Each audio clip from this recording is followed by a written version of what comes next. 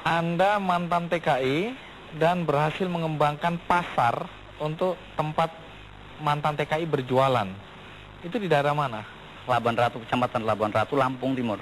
Apa yang Anda lakukan di sana? Ya, selain saya berusaha berdagang di situ juga, historisnya bahwa tahun 2000 saya setelah bekerja di salah satu perusahaan pilot, saya coba permisi sama istri saya mau keluar negeri nih, saya bilang kan gitu. Salah satu negara yang di lingkungan saya belum pernah ada keluarnya ke Korea. Meskipun ke Korea waktu itu sih gajinya kecil ya dibanding Taiwan. Tapi kenapa Anda milih ke Korea?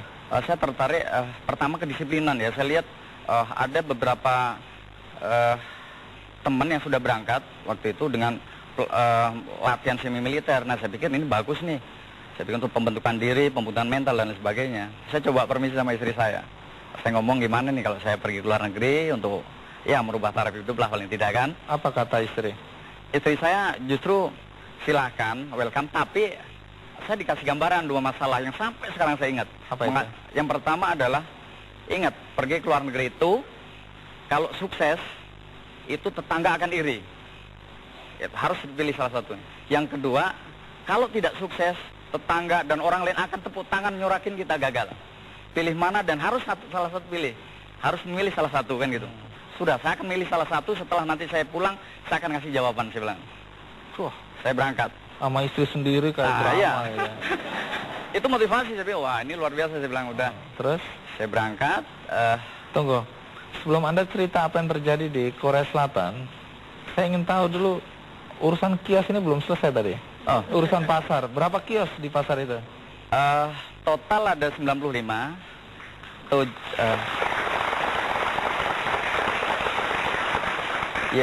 Yang sudah terisi 70. Ya, mayoritas adalah mantan TKI dan keluarga TKI.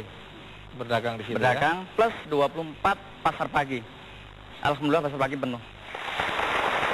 Nah, sebelum kita lanjutkan kisah Anda di Korea Selatan dan bagaimana visi Anda menghadapi masa depan, ada baiknya kita ikuti dulu liputan berikut ini.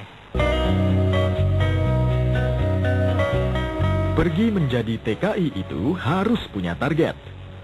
Setidaknya itu yang diyakini Imam Nahrawi sebelum memutuskan menjadi TKI ke Korea di tahun 2000. Imam berangkat menjadi TKI ke Korea Selatan dengan target untuk mengubah kehidupan.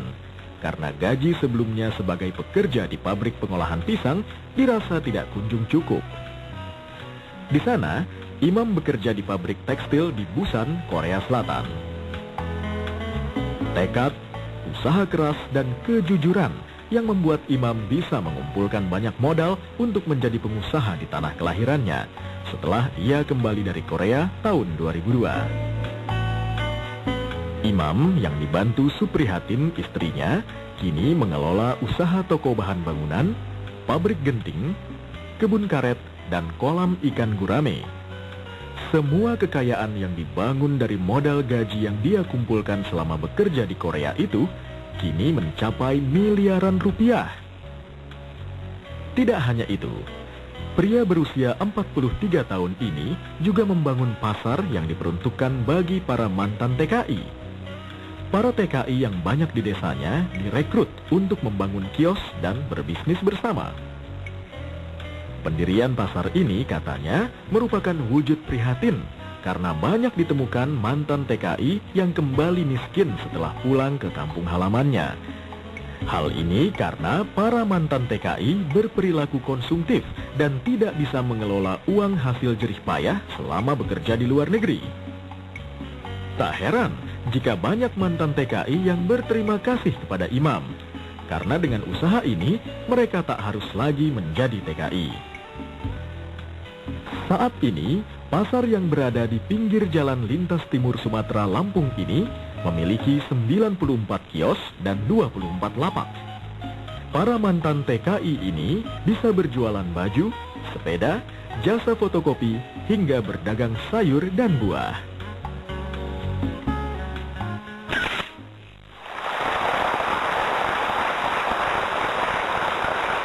Kalau kita bicara waktu menjadi TKI di Korea Selatan, apa yang Anda kerjakan di sana?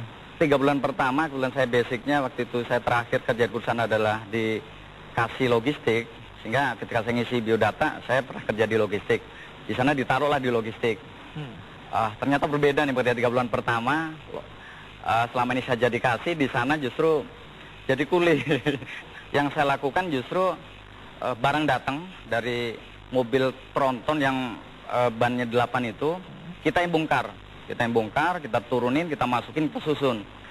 Itu saya lakukan kalau jam 8 mulai kerja, itu jam 2 baru selesai, itu non-stop. 3 bulan saya lakukan seperti itu. Kemudian bulan keempat saya sering buat tulisan ke Indonesia pakai email gitu. Suatu ketika anaknya majikan ini, anaknya bos, tahu saya main komputer. Kamu bisa komputer? Saya bilang bisa lah, saya bilang kan gitu. Bulan keempat saya diajak sama, dikasih tahu ke manajer bahwa coba kamu tes lah, kan besok hari Senin di kantor. Saya pikir tes komputer ini gimana nih, saya bilang. Gatunya kita suruh pegang mouse, ditunjukin ini ada sekian gram warna biang cat kuning, hijau, sekian gram gitu. Kemudian ada sekian mililiter air. Kita aplikasi, tinggal ngeklik aja. Jadi tesnya cuma gitu aja. Gampang sekali. Udah. Menghina berarti dia ini. Dianggap apaan kita ini? Jadi bulan keempat sampai habis kontrak, alhamdulillah saya ditarik di staff. Berapa lama Anda bekerja di sana? 30 bulan kalau salah. 30 bulan. Selama 30 bulan tuh berapa banyak uang yang Anda bawa pulang? Saya ngirim Tabungan. tahun pertama, kalau tabungan ya saya kirim tiap bulan ya. Jadi tahun pertama saya kirim 50 juta. Istri saya bilang untuk usaha lah, ya udah terserah saya bilang. Terus kemudian tahun berikutnya berapa yang Anda bawa? Setiap bulan saya nggak bawa pulang. Jadi ya udah dengan modal segitu nanti tiap bulan saya kirim dah 5 juta. Pernah suatu ketika kondisi perusahaan turun kan musim dingin, perusahaan produksi menurun. Saya gajian hanya nggak nyampe 5 juta. Tapi saya tetap ngirim 5 juta meskipun saya pinjam dari teman. Saya tidak mau, wah istri saya mikir nih di rumah nih, kok biasanya ngirim 5 juta, ngirimnya segini. Jadi saya berpikiran dulu lah, udah saya pinjam teman dulu. Tapi saya tidak pernah cerita sama istri kalau saya pinjam uang sama teman. Yang penting saya ngirim 5 juta sudah. Jangan sampai istri sudah saya tinggal terbebani. Saya kemudian aja terharu dengerin, apalagi istri Anda ya.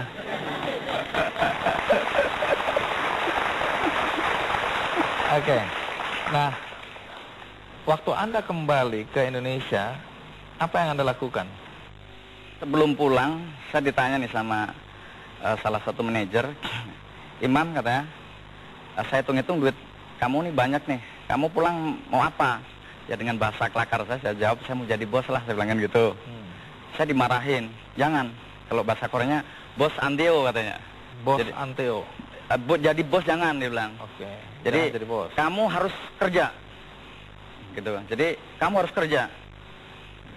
Kerja keras, karena orang sukses itu orang yang kerja keras, dia bilang gitu. Jadi kalau kamu sukses harus kerja keras, dia bilang gitu. Itu yang sampai sekarang saya ingat betul.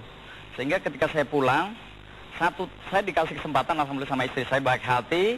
1 bulan saya istirahat di rumah, saya masih punya sisa. Saya bawa pulang itu 70 juta. Saya ngomong sama istri, ini gimana kalau saya belikan mobil truk aja. Kemudian Istri Anda yang mana sih kok dari tadi muji-muji istri? Coba yang merasa istrinya boleh berdiri. Baik. Terus? kemudian saya beli mobil truk, oke lah. Saya bilang, saya bawa sendiri, sampai ngurusi di toko. Kalau saya beli itu, saya bisa beli mobil lagi satu untuk bantu di toko. Sekarang boleh tahu nggak berapa besar aset yang Anda miliki sekarang? Terakhir 2008 akhir ya, itu kurang lebih 2,1 dari hitung-hitungan teman media yang 2,1 apa? miliar. Jadi Anda memang akhirnya jadi bos juga ya. Tapi tetap masih kerja keras. Insya Allah. Baik, terima kasih Mas Imam. Sukses selalu buat Anda ya. Amin, amin.